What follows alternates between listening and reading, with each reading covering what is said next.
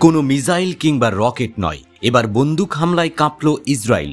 সাইরেনের শব্দের পরিবর্তে যেন গুলির বিকট শব্দে ঘুম ভাঙল ইসরায়েলিদের।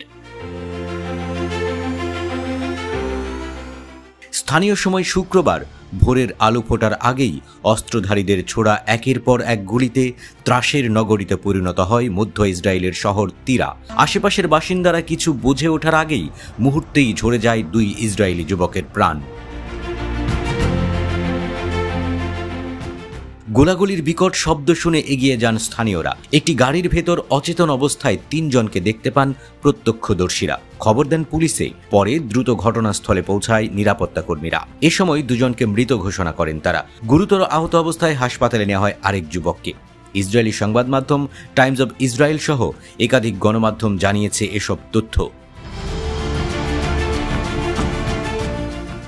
লোমহর্ষক এই ঘটনার পর থমথমে পরিস্থিতি বিরাজ করছে শহরটিতে। মোতায়েন করা হয়েছে নিরাপত্তা বাহিনীর অতিরিক্ত সদস্য। টহল চলছে গোটা অঞ্চল জুড়ে। তবে এখনও এই ঘটনার কোনো সুরাহা করতে পারেনি ইসরায়েলি কর্তৃপক্ষ। তদন্ত চললেও হামলার পেছনে কে বা কারা রয়েছে তা নিশ্চিত করতে পারেনি প্রশাসন।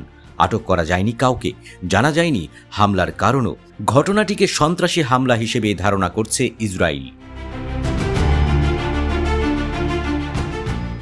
ঘটনা এখানেই শেষ নয়। একই দিনে বিকেলে উত্তর ইসরায়েলি নগরী ইবিলিনে সন্ত্রাসী হামলায় মৃত্যু হয় ৬৯ বছর বয়সী এক বৃদ্ধের। টাইমস অব ইসরায়েল বলছে, যা একদিনে তৃতীয় আরব ইসরায়েলি নাগরিক হত্যার ঘটনা। তবে হত্যাকাণ্ডটির কোনো বিস্তারিত তথ্য প্রকাশ করেনি কর্তৃপক্ষ। মাত্র কয়েক ঘন্টার ব্যবধানের পর ৩ আরব ইসরায়েলিকে হত্যার ঘটনায় রীতিমতো তোলপাড় শুরু করে দিয়েছে ইসরায়েল।